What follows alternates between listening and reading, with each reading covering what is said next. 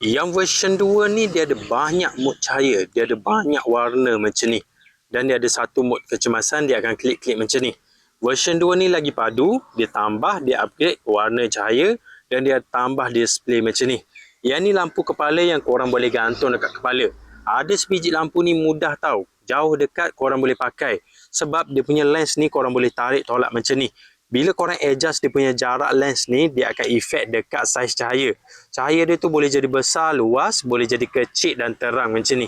Kalau korang nak suluh benda dekat, pakai je yang besar ni. Suluh benda jauh, pakai yang kecil macam ni. Jadi setiap kali korang tarik tolak macam ni, lens dia tu akan jauh dengan sumber cahaya. Jadi cahaya dia tu boleh ubah saiz. Jenis rechargeable, bila bateri habis, korang boleh cucuk charger dekat bahagian sini. Dan lampu ni kalau korang nak guna untuk buat kerja, untuk pakai lama memang selesa. Sebab dia punya mounting ni jenis getah lebar macam ni. Memang selesa untuk pakai waktu lama. Dan dekat bahagian depan, dia ada satu span yang tebal macam ni. Jadi dahi korang ni tak akan sakit. Dan korang boleh adjust dia punya angle bila pakai dekat kepala.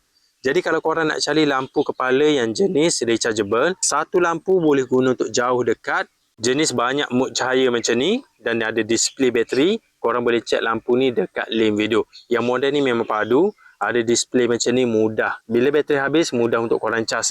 Jadi lampu ni korang boleh check dekat link video.